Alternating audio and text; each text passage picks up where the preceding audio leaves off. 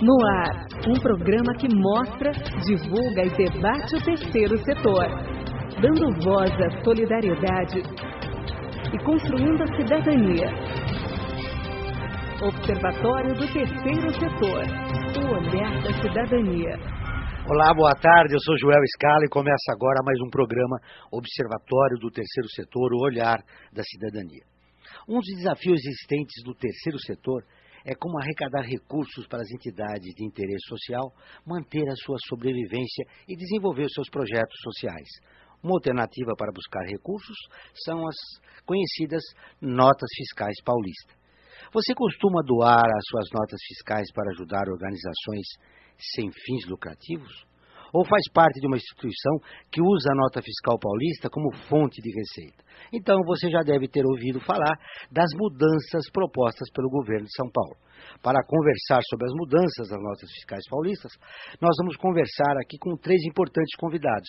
Mas antes eu cumprimento você, Frank Valverde. Tudo bem? Boa tarde, Joel. Acho que o assunto de hoje é interessante, né? Agora vamos saber como é que nós temos que fazer para resgatar os créditos da nota fiscal paulista, né? Alguma vez na sua vida você trocou esse Não, eu não troquei. Inclusive eu tô interessado, até vou fazer uma série de perguntas aqui, porque eu tenho um tanto para resgatar. Não é muito, mas eu acredito que pelo menos uns R$600. Eu já troquei e espero que continue funcionando para voltar a trocar. Agora, as instituições que utilizam desses recursos estão preocupadas. Por isso, é a pauta do programa de hoje.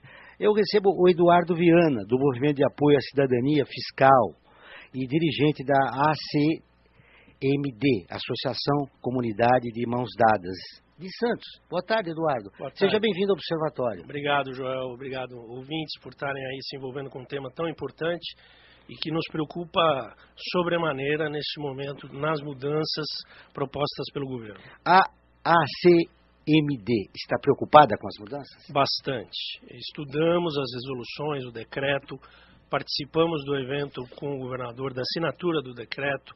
Há uma série de preocupações, há uma tratativa com o governo no sentido de sensibilizá-los para prorrogar o prazo ou rever algumas das medidas mais severas, ainda que o corpo técnico esteja nos informando que há uma janela de oportunidade aparecendo. Muito bem, ao longo do programa nós vamos conversar sobre essas mudanças propostas por vocês. Perfeito. E de que maneira o governo vai agir em relação ao assunto. O outro convidado é o Tiago Ciência, que é sócio fundador da Cupong e idealizador do movimento Doe um Cupom. Boa tarde, Tiago. Tudo bem? Boa tarde, Jorge. Seja bem-vindo ao Observatório. Muito obrigado. É um prazer enorme estar aqui e representar, né, os aplicativos, não só o Cupong, mas todos que surgiram aí para facilitar a vida da ONG e do doador nessa forma de doação e captação. Como você vê as mudanças? Bom, para a gente, desde o primeiro momento, a gente até teve alguns problemas, né, por conta de mudanças no site, mas o retorno que a gente teve das ONGs é que a gente não tinha ideia de como o aplicativo ajudava as associações a cadastrarem esses cupons, né? E a gente só foi perceber o alcance que a gente tinha, a importância, quando a gente teve que modificar e o sistema ficou um tempo fora do ar, né, que a gente percebeu como isso facilita o trabalho delas, né? Muito bem. Para falar da posição do governo, nós trouxemos o Carlos Ruggieri, que é coordenador do programa Nota Fiscal Paulista da Secretaria da Fazenda de São Paulo. Carlos, boa tarde, muito prazer. Seja bem-vindo ao Observatório do Terceiro Setor. Boa tarde, a gente agradece a oportunidade de poder esclarecer, Joel, e vamos ver se a gente consegue aí mostrar para vocês as motivações e onde a gente quer chegar aí com essas mudanças. Uma das mudanças, eu estava lendo aqui o documento que a Secretaria mandou para o Observatório, é de que vocês estavam preocupados com uma espécie de corrupção, né? Ali alguém poderia fraudar essas notas, é isso mesmo? Sim, sim. Joel, a gente é um trabalho que a gente tem feito ao longo do último ano, fazendo observações do que estava acontecendo com o programa com uma sensibilidade muito forte da área social, bastante forte mesmo, e tanto é que a gente manteve a área social dentro do programa. A gente sempre comenta nas apresentações que a gente está fazendo que o programa é um programa de cidadania fiscal, que está completando 10 anos, da Secretaria da Fazenda, ou seja, a gente tem o viés arrecadatório, né, de passar uma responsabilidade para o consumidor de ser o fiscal, pedir o cupom, e em troca disso devolver créditos, e ele participa de sorteios. Essa é a ideia que a gente tem. Uma das novas exigências da mudança é que se apresente o CPF, é isso? Não. As mudanças que a gente tem feito, elas visam vários aspectos do programa, mas para as entidades assistenciais, efetivamente, o programa continua igual no sentido, você vai doar um cupom sem CPF. Com o CPF, esse crédito vai para você. Então isso não mudou. Desde sempre, o cupom sem CPF pode ser doado. Hoje, se você puser o seu CPF, você recebe o crédito para você. Vamos às principais mudanças. O que era e como vai ficar? Vamos lá. Pela proposta do governo. Vamos lá. A gente apresentou essas mudanças em março, agora. Foi no Palácio, como o colega que comentou, teve presente lá, foi lançado pelo próprio governador. E a primeira mudança que a gente fez, a gente lançou um aplicativo, tá, oficial da Secretaria da Fazenda, e esse aplicativo veio com o objetivo de modernizar o programa. Independente se a gente mudasse as regras para as entidades, a gente queria modernizar o programa. Ou seja, dar experiência para o cidadão que participa do programa, primeiro, olhar seus créditos e saldo. Segundo, poder fazer seus resgates, efetivamente. E terceiro, poder fazer as doações. O aplicativo, ele vai ter vida, né? Então ele vai crescer, a gente tem objetivos maiores aí com o aplicativo, e ele servir como apoio para a sociedade, porque a gente tem uma base de dados com informações bastante úteis que a gente quer compartilhar com a sociedade. Então, às vezes, valores de produtos no mercado, a gente poder fazer um compartilhamento de informações das entidades para os seus doadores. Então, a gente vai caminhar e vai crescer com o aplicativo nesse formato. O governo propôs essa mudança porque identificou alguma fraude? Então, naquela sua pergunta, primeira, Joel, é a seguinte: a gente identificou muitas fraudes, não foram poucas fraudes, a ponto da gente chegar à conclusão... Dá um exemplo de uma, por favor. Exemplo, existe hoje um comércio de cupons fiscais. Então, as entidades compram os cupons fiscais. Estabelecimentos comerciais vendem os cupons fiscais sem CPF. Urnas sendo roubadas de estabelecimentos comerciais. A gente tem relatos já relatados aí, porque a gente já relatou para a Secretaria de Segurança, de sequestro relâmpago das urnas. Se levam as urnas com cupom sem CPF e pede resgate. A gente identificou problemas de você colocar, por exemplo, o nome de uma organização de assistência social que não seja a organização daquele pessoa que está coletando os cupons. Pega um nome forte, por exemplo, de mercado, e fala que é aquela ONG que está colhendo e, ao mesmo tempo, está usando esses cupons para vender os cupons. Então, a gente ir além de tudo isso. Então, esse é um viés da nossa decisão. E o segundo viés, muito forte, uma extrema concentração de recursos para poucas entidades. A gente tem uma concentração que vai crescendo ao longo de cada liberação que a gente faz, e hoje, na última liberação, a gente teve mais de 50% dos valores liberados para as entidades para apenas 3,5% das entidades. Quer dizer, nós estamos falando no universo de 4.000 entidades, e a gente está beneficiando, na prática, 100 e poucas entidades que são profissionais da captação de cupons. Então, a gente, por orientação do governo, que a gente precisa mexer para poder mais entidades ganharem mais. Vamos ver. Tiago, começo por você. Bom, isso faz sentido, né? Se está concentrado, nós temos que pulverizar. Entidades de interesse social que realizam projetos são inúmeras, dezenas. Agora, a concentração de dinheiro não era saudável. Sim. Eu queria ouvir a tua opinião, além de outras fraudes que aconteceram aqui. Claro, não, com certeza, acho que isso, de fato, alguns desses relatos, acho que são verídicos, né, e pra gente, assim, a gente nasceu tem 2 anos, né, e desde o início o nosso enfoque principal foi no doador, né, de ter uma experiência de doação, de facilitar a doação, né, mesmo quando quando não temos aí o cupom fiscal, a urna, né, então para poder facilitar essa doação. E a gente, assim, sempre com o consentimento, né, ou seja, o doador escolhe a ONG que ele quer doar e nunca sempre para uma ONG, né, e é assim que a gente tem trabalhado. Então eu vejo que as mudanças, talvez algumas são necessárias, mas acho que tem algumas não que você não concorda aqui? Então, pra gente, acho que assim, barrar, né, que nem, por exemplo, esses outros aplicativos, porque a princípio das que foram citadas, eu vejo que a gente não infringiu nenhuma delas, né. Então, o que a gente até hoje sempre quis beneficiar, e é claro, ajudar principalmente as ONGs que têm um caráter idôneo e que estão realmente usando esse recurso para construir projetos sociais. Então, a gente sabe o que acontece na sociedade, aparece a desconfiança da população. Claro. E é necessário.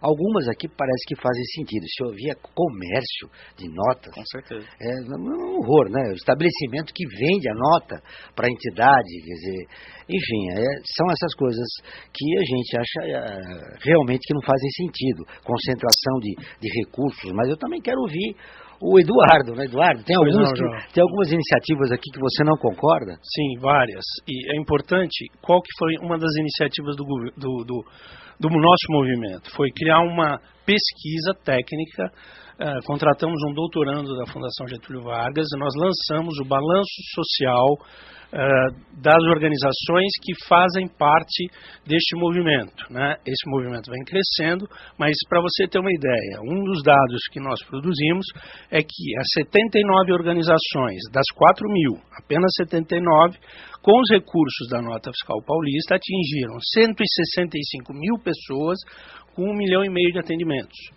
Então, seria muito bom que o governo nos apresentasse esses números, porque hoje a própria lei da transparência exige que isso esteja clareado. A lei da informação precisa colocar esses números às claras. A informação que eu tenho na minha região de Santos é que apenas uma das 34 organizações que já foi corrigida realmente cometia um equívoco, um desvio de finalidade daquilo que devia ser o programa, que é se associar a uma empresa coletora dos cupons e uma parte dos recursos ser destinada a ela. Veja, uma em 34, nós estamos falando de em torno de 3%, e olhe lá, e já houve a correção. Então, é importante, quando nós estivermos falando desse nível de gravidade das coisas, que a gente tenha um verdadeiro entendimento. No impactômetro.org.br está este balanço social com todas as informações que nós conseguimos produzir. Muito bem, nós vamos continuar esse assunto daqui a pouco. Agora, vamos com uma reportagem da Rádio ONU News, que é parceira de conteúdo do Observatório do Terceiro Setor. Acidentes de trânsito são a principal causa de morte entre adolescentes. A lei da letra da ONU News em Nova York tem as informações. Mais de 1.200.000 adolescentes morrem por ano, a maioria de causas que poderiam ser evitadas, segundo a Organização Mundial da Saúde, OMS. Nesta terça-feira, a agência da ONU divulgou um relatório explicando que 2/3 dessas mortes ocorrem em países de rendas baixa ou média, na África e no sudeste da Ásia. Os acidentes de trânsito são a principal causa de morte entre adolescentes dos 10 aos 19 anos de idade no mundo todo. Em 2015, foram quase 115 mil vítimas. Na sequência estão infecções respiratórias, suicídio, complicações da diarreia e afogamento. Mas a OMS destaca que as diferenças regionais são grandes. Na África, por exemplo, mais adolescentes morrem por HIV, meningite ou diarreia do que por acidentes nas rodovias. Na Europa e no Sudeste Asiático, a automutilação é a principal ou a segunda causa de morte entre adolescentes dos 15 aos 19 anos. Se for avaliada a situação específica das meninas, a principal causa de morte entre adolescentes de 10 a 14 anos são infecções respiratórias como pneumonia. Já as complicações da gravidez, como hemorragia, abortos inseguros ou problemas na hora do parto, são os principais fatores de morte entre garotas de 15 a 19 anos. A agência da ONU defende que os sistemas de saúde e de educação sejam melhor capacitados para atender os adolescentes.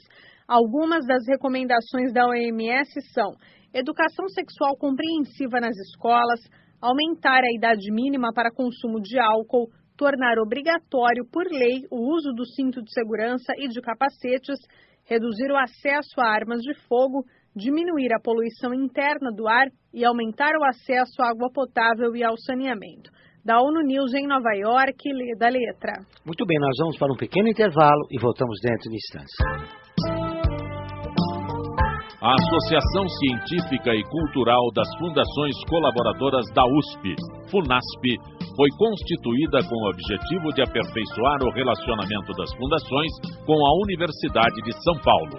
A FUNASP colabora com a USP nas relações entre fundações por meio de fóruns, simpósios, seminários, pesquisas e intercâmbio de informações, além do seu investimento na área social.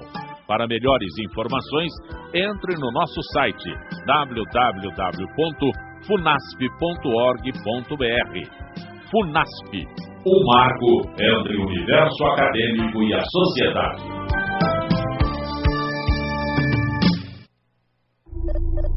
Internacionalizar a economia afeta o seu emprego?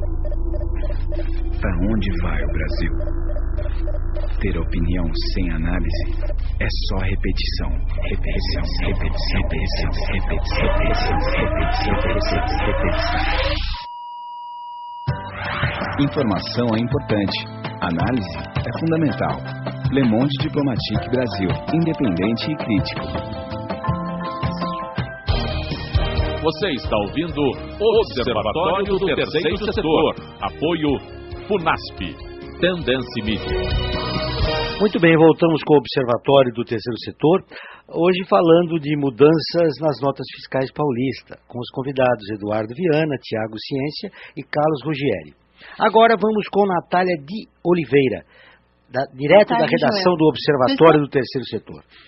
Boa tarde, Joel. Já estão abertas as inscrições para o Prêmio Laureate Brasil Jovem Empreendedor Social, que nesse ano está em sua 10ª edição. O prêmio é voltado para jovens de 18 a 29 anos que tenham projetos sociais ativos há mais de 6 meses. As inscrições vão até o dia 31 de maio. Muito bem. Agora, Cleo, vamos falar em cultura.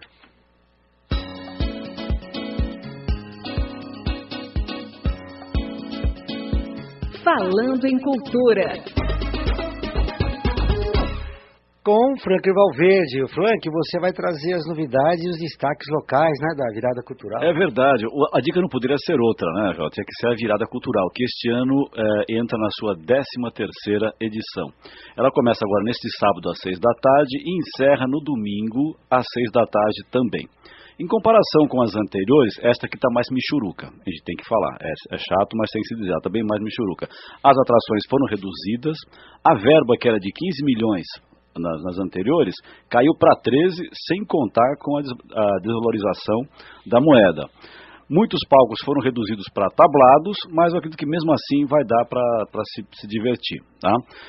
Alguns shows que eram gratuitos no centro da cidade foram deslocados para o Sambódromo do AMB e outros para o Autódromo de Interlagos. Mas assim mesmo, acho que ainda dá para, como eu disse, se divertir bastante. Entre as atrações já confirmadas... As mudanças você acha que vão funcionar? Eu espero que funcionem para pelo menos as pessoas poderem curtir esse fim de semana, as viradas como aconteciam as viradas anteriores, né? Agora, que ela está mais fraquinha em comparação às anteriores, isso sim, né? Ela teve uma redução meio drástica aí, né? Porque não foram só 2 milhões que foram reduzidos, né? 2 milhões e mais a desvalorização, né? Que nós tivemos nesse último ano, né? Então, quer dizer, está trabalhando com um montante muito menor.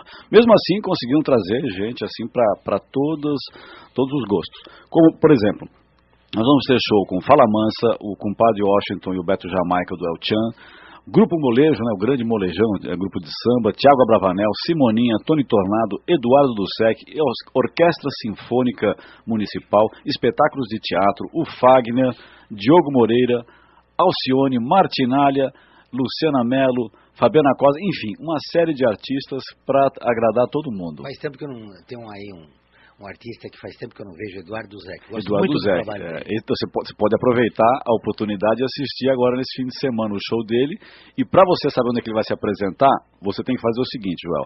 Entra no www.viradacultural.prefeitura.sp.gov.br. O Frank, quer dizer que eu me lembro que a gente, ali do lado na Praça da Luz, tinha música clássica. A gente passava pela Cracolândia, em frente à Secretaria de Cultura, tinha outro palco, não vai ter mais isso. Isso mudou.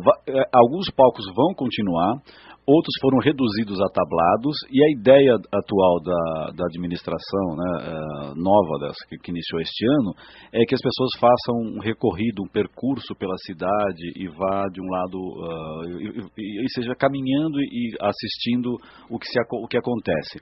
Não só espetáculos musicais, como também teatrais, circenses, enfim. Isso é bem interessante, eu gosto de fazer isso. Essa ideia de migrar de lugar para lugar. É interessante. Só que a ideia inicial da virada era possibilitar para o público, que às vezes não tem acesso aos vários espetáculos, até pela questão de custo, possibilitar que as pessoas pudessem assistir. Agora, quem mora, por exemplo, na Zona Norte, na Brasilândia, assistir um espetáculo no Autódromo de Interlagos, fica complicado. Complicado. Bom, para ver as mudanças e saber quais os artistas preferidos que você quer ver na Virada Cultural, Frank, repete aí, por favor. Vamos lá. www.viradaculutural.prefeitura.sp.gov.br. E mais, todas as atrações são gratuitas. Que bom, né? Aí, agora vamos voltar a falar da nota fiscal paulista. Bom, essas modificações. Eduardo, no bloco anterior você falou algo interessante. Sim. Quando o governo fala do novo aplicativo para modernizar, a preocupação dele com o resgate, com as doações, com esse comércio paralelo que foi instituído, esqueceu de falar que está dando certo e de que algumas organizações que receberam esse dinheiro realizaram seus projetos. Sim. Quer dizer, sempre é aquela cultura, né? Tem alguma coisa errada, nós vamos coibir, mas esquecendo de que teve alguma coisa boa que foi feita. Exato. Inclusive na capacitação da Cefaz, uma das organizações usou essa expressão. Será que para matar o carrapato nós temos que matar o gado também? Quer dizer, se há alguma coisa errada, vamos corrigir o que está errado, mas não condenar o programa como um todo. Eu acho que a equipe técnica da Cefaz, que é muito competente, muito dedicada, está fazendo isso de uma forma para tentar corrigir, só que com instrumentos que nós estamos questionando. Por exemplo, uma parte das questões financeiras já estão vigorando desde 1º de março. Retroativo. O decreto assinado dia 9 e as questões financeiras começam a vigorar 8 dias antes. Ou seja, as organizações que tinham seus orçamentos, o serviço social acontecendo para toda essa multidão de paulistas que recebe o serviço social, que tem que honrar os seus orçamentos, seus compromissos, estão sem saber o que vai acontecer agora no segundo semestre com as receitas que estavam comprometidas. Nós sabemos que qualquer mudança no mundo tributário hoje, para falar de tributos, ela tem que acontecer no ano seguinte. Né? Vamos usar um paralelo, a questão do imposto de renda. Quanto tempo o governo federal usou o novo sistema do imposto de renda, modernizando o sistema, com o sistema antigo, concomitante, papel, o velho contador indo lá com o seu papel e tal. Quando a coisa cresceu, a migração foi natural. Agora, fazer de forma retroativa, impactando os orçamentos das organizações, colocando o serviço social em risco dessa forma, é absolutamente preocupante para nós. E é isso que nós estamos tentando sensibilizar o governo para que ele reveja as questões do prazo, discuta conosco. Por exemplo, os aplicativos, Joel, outro problema, passarão a ser proibidos a partir de setembro. Mas os aplicativos, eles nos auxiliam porque você sabe que a internet tem as oscilações. Nós temos que fazer tudo no ambiente governamental, e é correto que seja. Só que o site, por vezes, fica lento, da Cefaz, são muitos documentos sendo lançados, e os aplicativos sempre nos auxiliaram, sem qualquer corrupção, sem qualquer fraude, e de repente passam a ser proibidos. Agora eu quero ouvir o Carlos. Carlos, eu sei que o governo tem essa preocupação em relação à fraude, mas por que não deu um tempo para eles se adaptarem? É um processo de adaptação que é comum. Ele citou até a Receita Federal. Por que não houve esse tempo para que elas se adaptassem a essas novas regras? Então vamos lá, Joel. Como que a gente está enxergando isso? Primeiro, o que o Eduardo comentou sobre o resultado das organizações dentro do mundo social é tão relevante para nós, do governo e para a equipe toda da Nota Paulista, que a gente trabalhou desse ano pouco, em cima de beneficiar as entidades. Eu vou te dar exemplos, tá? A gente hoje, no ano passado, a gente liberou 1,5 bilhões de reais para o programa Nova Fiscal Paulista, um programa que já tem 10 anos. E as entidades vêm crescendo ao longo desse tempo. Então, em outubro, a gente liberou mais de 52 milhões para as entidades, agora em abril, mais de 57 milhões para as entidades. Infelizmente, muito concentrado, das 4 mil poucas recebendo. E a gente poderia, como Secretaria de Fazenda, no momento que a gente está econômico agora, fazer como alguns governos fizeram. Exemplo, o governo de Minas Gerais acabou o programa de cidadania fiscal. Porque a gente é questionado de falar o seguinte, espera aí, esse 1,5 bilhões que você libera, quantos leitos fariam dentro da Secretaria de Saúde? Ou quantas escolas poderiam ser melhoradas? Então a gente é questionado em cima disso. Mesmo assim... Mas vocês estão se livrando da sonegação, né? Um dos focos desse programa era evitar a sonegação. É verdade, mas 10 anos depois, Joel, do programa ser lançado, e a gente é pioneiro em programa de cidadania fiscal no Brasil, essa arrecadação incremental que um programa de cidadania fiscal dá, já não é a mesmo montante que a receita que a gente entrega devolvendo. Por quê? Porque a inteligência fiscal ao longo desses 10 anos melhorou muito. Então, você está dizendo que o contribuinte ficou mais consciente, ele naturalmente pediria a nota? Esse aspecto é fato, isso é medido, a cidadania fiscal... Já se criou uma cultura. Exatamente. O programa foi lançado em 2007 com a cidadania fiscal. Então, olha, você pedir seu cupom, retorna para você, pessoa física, e para o governo. Então, isso é fato. 10 anos depois, a cidadania é mensurável, que melhorou, e mais do que isso, a inteligência fiscal, para pegar aquele estabelecimento comercial que eventualmente vai sonegar, a gente já tem ferramentas inteligentíssimas de fiscalização que nem precisaria mais do cupom fiscal. Mas mesmo assim, como sendo um programa de cidadania, a gente incentiva e devolve valor para a sociedade. O que eu quero chegar na fala do Eduardo?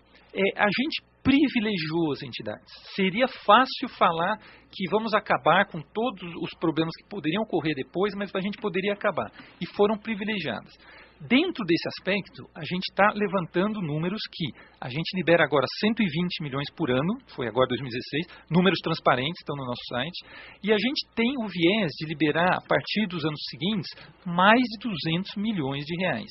Que a gente está trabalhando para liberar quase que o dobro para mais entidades. Então, me permite muito bem, é o seguinte, hoje são contempladas quantas entidades? Então, hoje nós temos em torno de 4 mil no programa. Tem 4 mil no programa. Com essa mudança, você espera atingir quanto? Não, as entidades, elas se cadastram através da Secretaria de Origem. Sim, então, a gente não tem o controle de quantas vão se cadastrar. Mas é para proporcionar exatamente a abertura para outras. Na verdade, você espera quanto com essa mudança? Então, a gente espera que os 50% dos valores que estão concentrados em 3,5%, e esse número está no nosso portal da transparência, quem ganhou mais, quem ganhou menos, quanto ganhou, etc, etc. A gente espera atingir pelo menos 20% das entidades recebendo 50% dos valores. É mais gente assistida. E no tocante ao prazo, que eu acho que é extremamente válido a posição do Eduardo, nós estamos, a partir de 1 de março, com as novas regras e uma fase de transição. Essa fase de transição vale até 31 de agosto. Mas não para o financeiro, Carlos. Sim, mas deixa eu explicar. Até 31 de agosto, você pode cadastrar, você pode pegar seus cupons das urnas ainda, que ainda existem, e cadastrar até 20 de setembro. A gente foi questionado fortemente de, como o Eduardo comentou, mas e o orçamento desse ano? O orçamento desse ano, a gente liberou agora em abril, um valor maior do que foi liberado em outubro passado. E em outubro, agora, a gente vai liberar referente ao primeiro semestre de 2017. Então, nada vai mudar para o orçamento desse ano. Porque os cupons estão sendo cadastrados em milhões e milhões de cupons e as regras até o final do ano, até abril de 2018, vai se receber igual ou mais, vai se recebendo independente das mudanças, porque tem essa fase de transição. A gente não seria, digamos assim, insensível de mudar uma regra onde afetaria um ano fiscal de uma entidade. Carlos, essa fase de transição é adequada para vocês? Não, veja bem, a questão financeira, o governo já mudou, isso está no Diário Oficial a partir de 1º de março. Inclusive a rentabilidade, isso já foi alterado. Então, o trabalho que está sendo feito hoje tem uma nova remuneração que as organizações não sabem qual será, porque há que se esperar o segundo semestre para verificar o que esse semestre de trabalho produziu. Então, já sabemos que mudou, a rentabilidade vai cair sim, não há como negar isso. Só que nós estamos questionando que o serviço social está sendo prestado e o governo não previu. Qual é o serviço social sendo interrompido, qual é o aparelho do Estado que receberá essa multidão de paulistas que recebe esse serviço social? Porque se houver interrupção no serviço por falta de orçamento, como ficarão essas pessoas? É onde eu costumo dizer, Joel, que responsabilidade fiscal tem que andar junto com responsabilidade social. Porque se nós olharmos só os números, vai acontecer o que aconteceu no Espírito Santo, em que nós falamos não para a guarda, vai acontecer o que aconteceu no Norte e no Nordeste, em que as questões sociais vão se esgarçando e nós vamos comprometendo a base da sociedade, aquele que menos tem recebido aquilo que precisa receber. O Carlos tem toda a razão que o programa é inteligente, sim, ele tem 10 anos, essa política pública, Carlos, que veio sendo construída de todo esse volume de mobilização, uma mudança abrupta, sempre a política pública apontou para isso. Quanto mais cupons se mobilizar, mais recursos nós vamos retornar. Havia essa mensagem clara do governo para as ONGs, mas vocês mudaram a partir de 1º de março. Não, a política agora é nova. Gente, vamos refazer a política? Vamos, mas vamos dialogar e vamos dar prazo de adequação. É isso que nós estamos pedindo. Quero te ouvir, Tiago. Tem uma pergunta aqui também para o Carlos, com relação às mudanças. Acho que a principal, talvez, dela é que você tirar as urnas, né, a possibilidade dessa captação via urna e ficar somente no aplicativo, sendo que o usuário teria que baixar o aplicativo, colocar o seu CPF, inclusive para fazer uma doação. Acho que com isso, com certeza a arrecadação vai cair muito, né? E isso eu posso dizer que tenho aplicativo, sei como é difícil de um usuário hoje instalar um aplicativo, ainda mais para fazer uma doação. Como vocês estão vendo isso e qual seria o trabalho nesse sentido de conscientizar os doadores? Carlos, você pensa que depois do intervalo você responde. A gente volta dentro de instantes. Olá, eu sou Laura Gelbert da ONU News. Notícias das Nações Unidas e do mundo você acompanha na página e nos programas do Observatório do Terceiro Setor, parceiro da ONU News. E para acompanhar diretamente a ONU News em português, acesse nossa página e redes sociais. Até lá!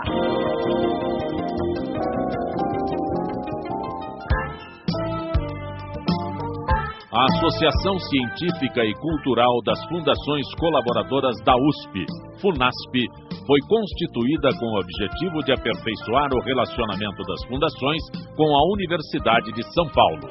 A FUNASP colabora com a USP nas relações entre fundações por meio de fóruns, simpósios, seminários, pesquisas e intercâmbio de informações, além do seu investimento na área social.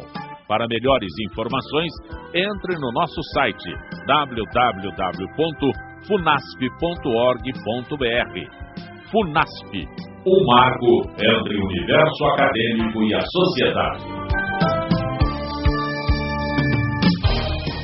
Você está ouvindo o Observatório do Terceiro Setor. Apoio FUNASP. Tendência Mídia. Muito bem, voltamos com o Observatório do Terceiro Setor e voltamos à redação do Observatório com a Natália de Oliveira. A Fundação Abrinq está lançando hoje o Caderno Legislativo da Criança e do Adolescente. O documento mostra que 99% dos projetos de lei voltados à infância ainda esperam por análise e aprovação da Câmara e do Senado. Todo o material com os dados pode ser acessado no site do Observatório da Criança e do Adolescente. Muito bem, vamos voltar ao debate sobre as nossas fiscais paulistas. O Tiago deixou uma pergunta no ar aqui para o Carlos. Vamos lá, repetir a pergunta, Tiago. Bom, a pergunta foi com relação a as mudanças, que agora a doação teria que ser feita a partir, né, de setembro, né, somente via aplicativo, onde a pessoa teria que instalar e registrar, né, com seu usuário, seu CPF, inclusive para fazer uma doação. Será que isso vai conseguir manter uma arrecadação para as ONGs? Como vocês têm pensado nisso, na conscientização do usuário? E por que, se com essa mudança, por que os aplicativos também não poderiam ser mais uma forma, né, de atingir um público, a massa, para também ter essa doação. Bom, Tiago, pergunta é extremamente pertinente e eu acho que também é base de tudo que a gente está trabalhando e fazendo. Tá? Então, primeiro, combater as urnas em termos de arrecadação dos cupons sem CPF foi base das mudanças. Então, isso é um pilar. As urnas geram as fraudes. Volto a falar, ninguém está questionando... Quando você fala nas urnas, quando nós chegamos numa loja ou no restaurante, tem uma urninha do lado do caixa ali, aquela essa urninha que você está falando? Exatamente. Muito bem, ali que quando você não quer colocar o seu CPF, você coloca a nota fiscal naquela urninha. Exatamente, e ela é o início de todo esse comércio, porque, como eu falei no começo, se põe urnas que não são das entidades, faz acordo com o estabelecimento comercial vende os cupons que estão ali, vende o arquivo digital, as bobinas do ECF e assim por diante. Então, esse é foco da gente combater. Isso é, digamos assim, um dos pilares. E aí, quando a gente comenta que o aplicativo, você fez para apoiar, então você já se baseou na modernidade, de que esse aplicativo poderia apoiar, seria assim uma falta de sensibilidade enorme por parte da Fazenda e do governo de São Paulo de a gente imaginasse que o número de cupons doados permanecesse o mesmo. Então, é também pilar dos nossos estudos que não vão permanecer o mesmo. Então, a gente acha que vai cair quase 100 vezes os nossos cálculos internos mostram. Quase 100 vezes podem cair a quantidade de cupons. E a gente está trabalhando em cima de algumas regras novas, de que até caindo 200 vezes o número de cupons fiscais, a rentabilidade das entidades aumente. Então, esse é o trabalho que a gente está fazendo. Como é feito esse cálculo? Por exemplo, para nós, se vai cair umas 100 vezes, é evidente que quem vai ganhar com isso é o governo do Estado, que vai ter uma verba muito maior e que não vai destinar às entidades e também não ao cidadão, que às vezes cadastra o seu CPF para receber depois. Sim. Como é que se dá essa matemática que vai melhorar? Então vamos lá, Franklin. Digamos assim, as regras do programa são complexas. A gente tem consciência que essas regras são complexas. Vou tentar resumir para que o ouvinte entenda de uma forma mais simplista e também você entender que quando a gente fez medições para mudar o programa, então a gente fez medições de tipo o problema das fraudes na arrecadação dos cupons e não das entidades, o desinteresse da população perante ao programa. Por quê? Porque a população, a gente fez entrevistas com os mais diversos perfis de contribuinte ou de consumidor, e eles falam o seguinte: eu ganhava 100, 200 reais por semestre, agora eu ganho 10, 20, porque as organizações fazem acordo com os estabelecimentos comerciais e levam todos os cupons sem CPF. Então, como o bolo que se devolve é o mesmo, então, exemplo, se um estabelecimento recolhe 100 mil reais de ICMS e a gente reserva 20% para distribuir como cidadania fiscal, então desses 100 mil está reservado 20. Esses 20 mil vão ser distribuídos de qualquer forma, ou para 10 pessoas ou para 1.000 pessoas. A regra sempre foi essa. Quando uma entidade faz um acordo, não é uma doação voluntária, com o estabelecimento, e esse estabelecimento pega todos os cupons sem CPF e vão colocar o seu CNPJ, o indivíduo que é o fiscal do programa de cidadania fiscal é prejudicado, porque em vez de dividir para 50, está dividindo para 1.050. Então, ele, em vez de ganhar R$2, R$1 por cupom, ele ganha 3 centavos. E ele se desinteressa. E no desinteresse não põe o CPF, aquele cupom CPF fica lá porque ele vale dinheiro, aí vem o intermediário, compra esse cupom, faz acordo, vende para as entidades e essa indústria ficou crescente paralelo, e sem controle. E por que não se criou então um dispositivo que você coloca uma proporcionalidade? 50% desse dinheiro arrecadado poderia ir para as instituições e 50% para os cidadãos.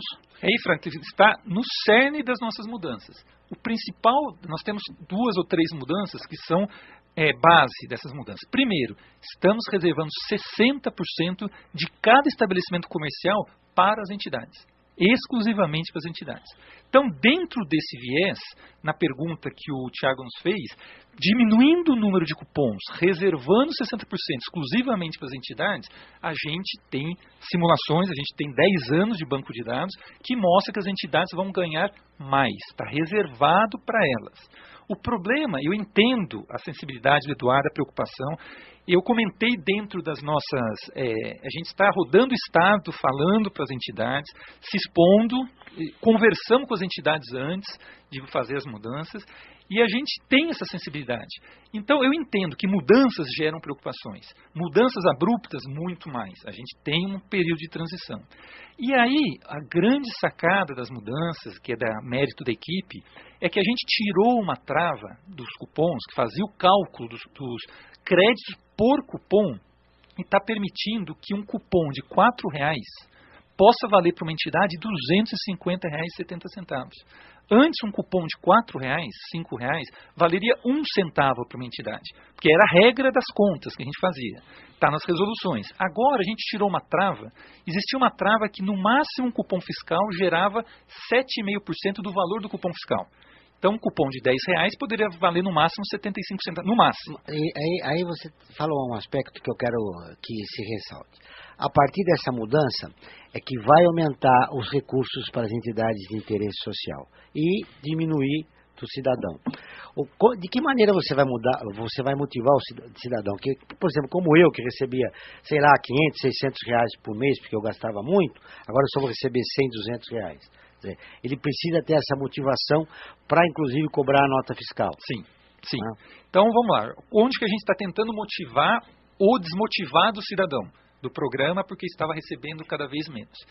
Nessa mudança, a gente faz aí um treinamento de quase 3 horas, a gente está rodando o Estado, procurando as ONGs para poder explicar que tem valor para elas ali, senão era fácil falar, olha pessoal, a economia está nos obrigando a fazer reduções. Não é isso. Em 2015 foi isso. Mudou de 30 para 20, exclusivamente econômico. Precisava ser feito.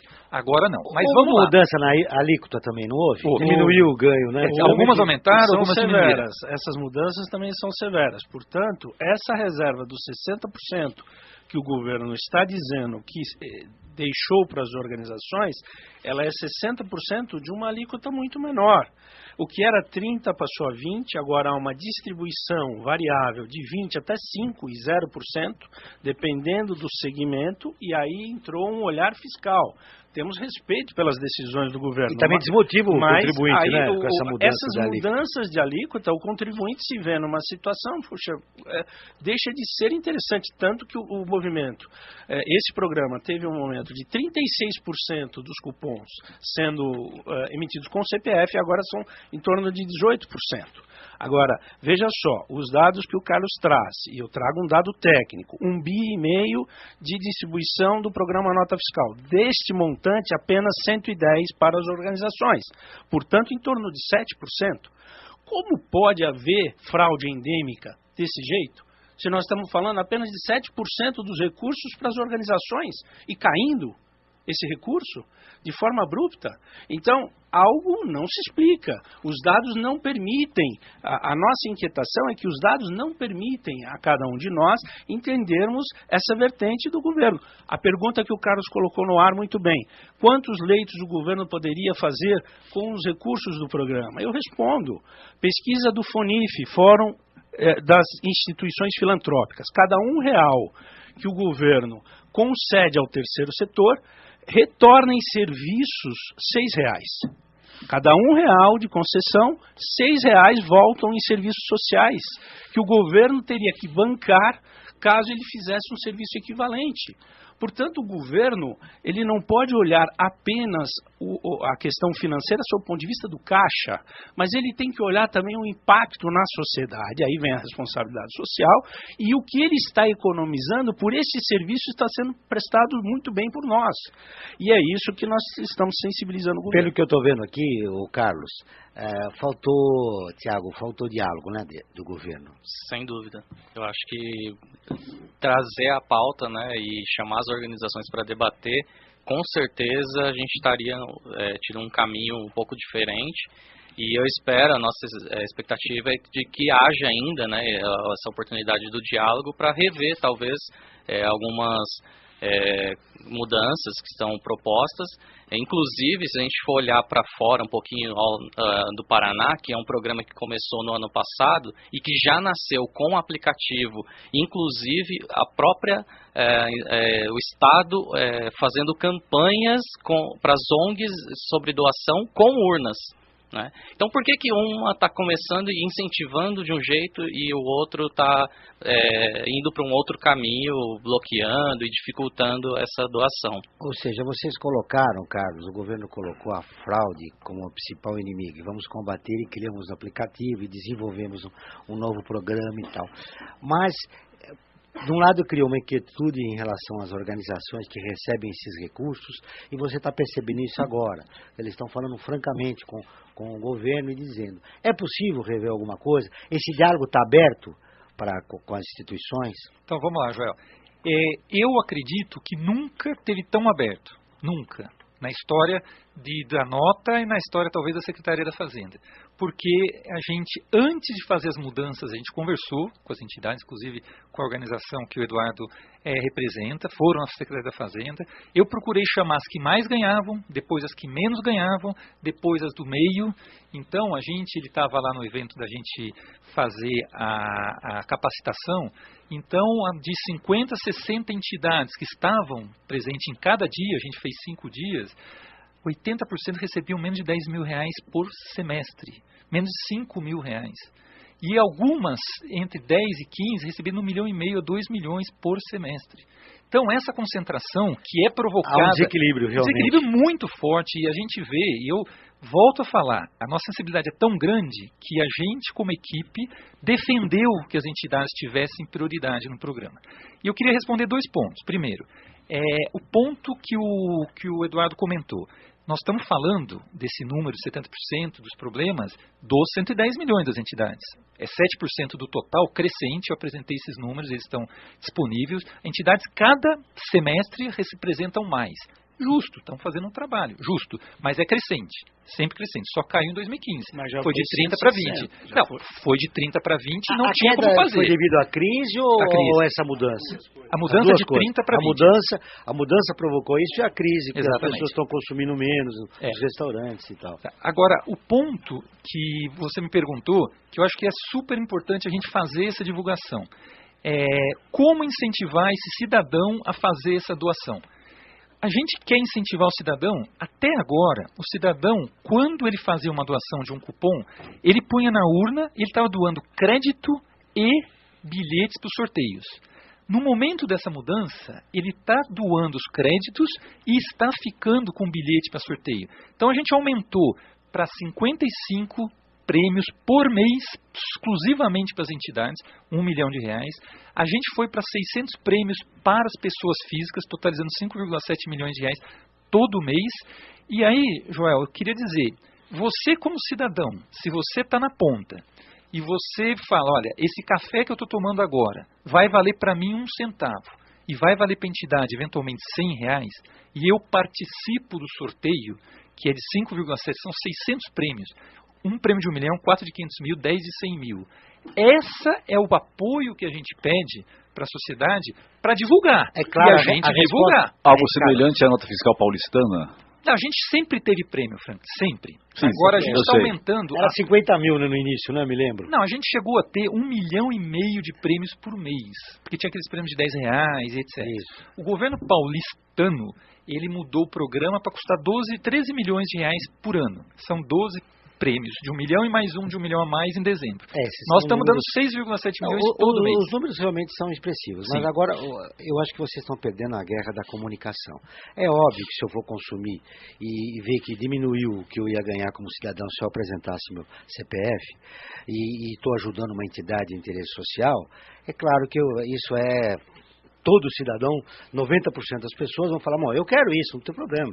Eu já não contava com isso, eu estou ajudando alguém. É uma maneira indireta de eu escolher, até me interesso por quem vai, por que entidade for beneficiada. Mas vocês não explicaram isso. Então, agora que está ficando claro para mim isso. Então, Joel, essa ideia que a gente... primeiro, é uma verdade. A gente se comunicar... Nós estamos falando em 20 milhões de cadastrados no nosso programa, pessoas físicas, e 4 mil entidades. Vai, Carlos. Temos essa dificuldade de comunicação. Estamos aqui, estamos fazendo eventos no estado inteiro. Então, a pessoa para se cadastrar tem que deixar o e-mail. Através do e-mail, vocês poderiam enviar essa informação para todas as pessoas que estão cadastradas. O problema, Frank, chegou pelo Facebook as uma próprias pergunta para você, entidades, Carlos. a gente manda para elas informações das 4 mil. a nossa média é 8% que abrem o e-mail das entidades. Então a gente tem dificuldade, então não é fácil você comunicar com essa moçada. Estamos trabalhando em campanhas para poder divulgar. Vamos lá para uma pergunta agora que veio pelo Facebook, o do Guilherme Rossini. Eu gostaria de saber por que a pessoa não pode doar de forma anônima? Por que terei que usar meu CPF e aplicativo de celular? Resposta. Essa doação tem que ficar muito claro que continua sendo sem CPF na nota. Tem que ficar muito claro. Então, como você falou, Tiago, pedir o CPF na nota, o crédito vai para você. Ponto. Agora, quando você não pede CPF na nota e você vai ler o QR Code no celular e vai fazer a doação, vai ficar com seu bilhete para participar do sorteio e vai doar um crédito que pode valer muito, e vou dizer, nós já temos números de março, já temos números de abril, estamos vendo o que está acontecendo. Ninguém está insensível pelas entidades.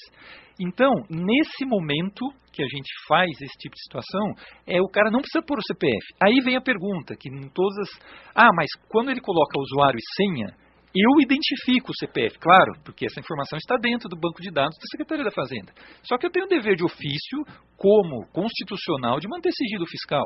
E aí vem sempre as perguntas. Mas vocês têm parceria com a Receita Federal, vai ver quanto eu ganho, quanto eu gasto. Não tem. E não é que não tem porque a gente não quer ter. É porque a Receita Federal tem inúmeras... Você encontra informação de comerciante que quer sonegar e fala isso. É verdade. Então, e a gente pode fazer um programa objetivando esse tipo de perfil de cidadão. Né? A gente é Secretaria da Fazenda, mas mesmo assim, não temos esse acordo com a Receita. Bom, além de uma coisa que você identificou, que é o problema da comunicação, vocês não estão se explicando, é uma coisa muito importante isso, porque o cidadão está acompanhando. Agora com a crise, com essa onda no país, de corrupção para cá, corrupção para lá, vocês deixaram também, em nome de combater a fraude, falar desse bendito balanço social que o Eduardo se referiu. Agora, vocês vão atingir alguns objetivos a médio prazo ou a longo prazo? Nós não sabemos, até por causa da crise, da arrecadação e tal. Mas hoje, você está comprometendo essas instituições que estavam recebendo em nome de democratizar o sistema. Inclusive, Joel, me permita, aproveitando a deixa do ouvinte, uma das nossas propostas de melhoria é que os dois sistemas andem paralelos nessa fase de transição. Ou seja, um não elimina o outro. Um não elimina o outro. Pode ser feito isso? Está acontecendo. Veja só, a partir de 1º de março, nas resoluções, há uma tipificação de fraude que nunca foi dita fraude. Nunca foi. Urna nunca foi. Como pode um cidadão doar um papel que vai repercutir de 1 a 9 centavos para um serviço social, isso ser considerado fraude?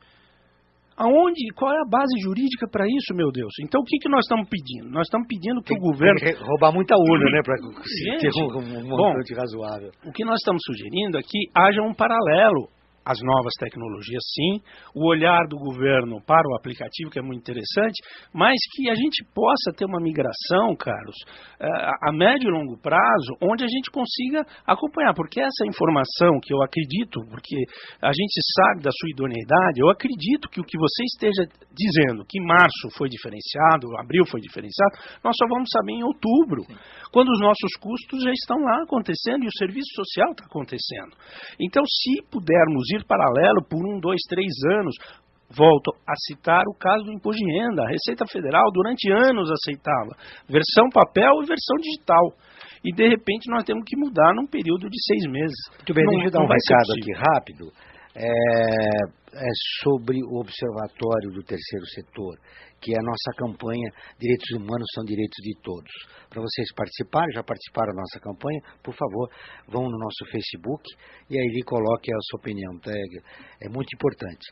Intolerância, eu me importo, e você. Também é uma campanha que o Observatório está desenvolvendo e que gostaria que vocês participassem, fosse lá nas nossas redes sociais e acompanhasse o nosso trabalho. Olha, nós temos mais 5 minutos, eu acho que foi muito proveitosa essa conversa, foi um prazer recebê-lo aqui, Carlos, e vocês também, eu acho que vocês foram incisivos e colocaram as dificuldades que esse novo sistema está se colocando, né, para a arrecadação das entidades de interesse social. O Carlos já reconheceu que houve um problema de comunicação do governo com vocês. Isso é muito importante, quer dizer, é o início do diálogo, né? Pelo menos a partir do nosso programa aqui do Observatório, vocês estão começando a conversar num outro patamar, houve problema de comunicação, a gente está me comunicando com vocês. E uma outra que está caminhando paralelo e ele está aberto a sugestões.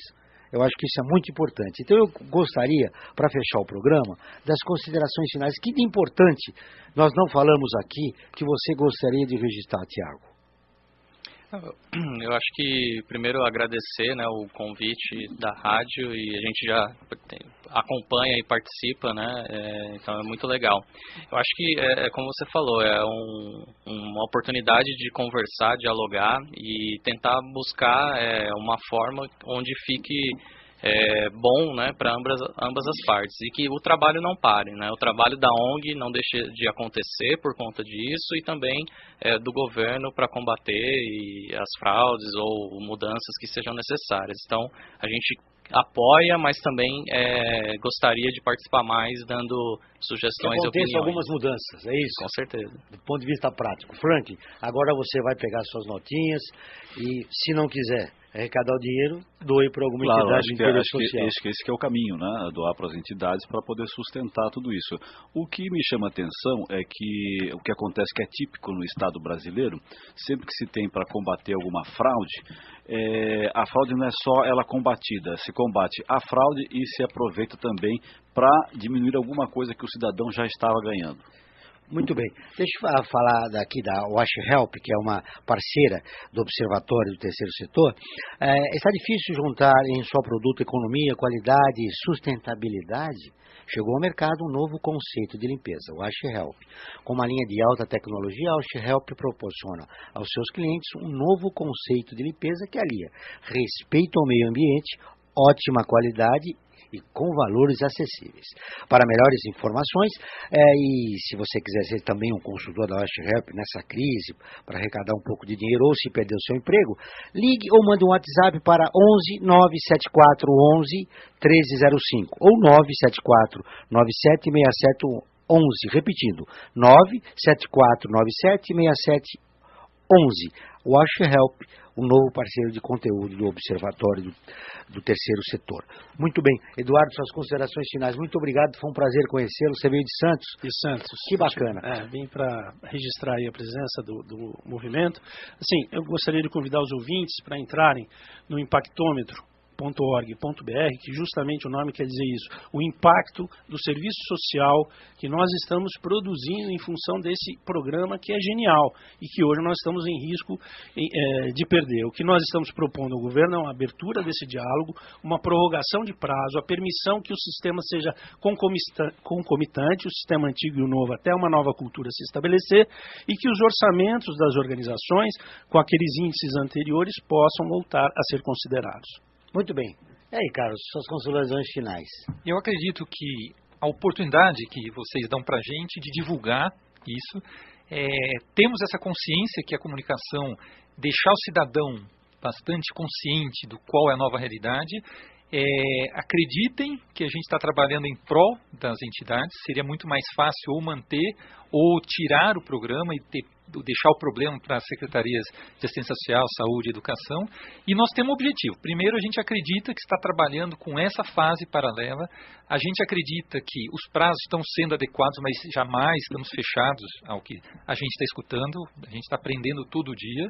E o que a gente quer ver na prática é que as entidades, mais gente seja assistida. Nós somos Secretaria de Fazenda, a preocupação é arrecadatória, mas a gente quer ver mais gente assistida, menos concentração e principalmente que o dinheiro chegue ao assistido e não fique no meio dessa indústria intermediária que está chegando a ficar com 85% dos valores. Muito bem, o importante é que vocês corrijam esse ruído na comunicação com as entidades, sobretudo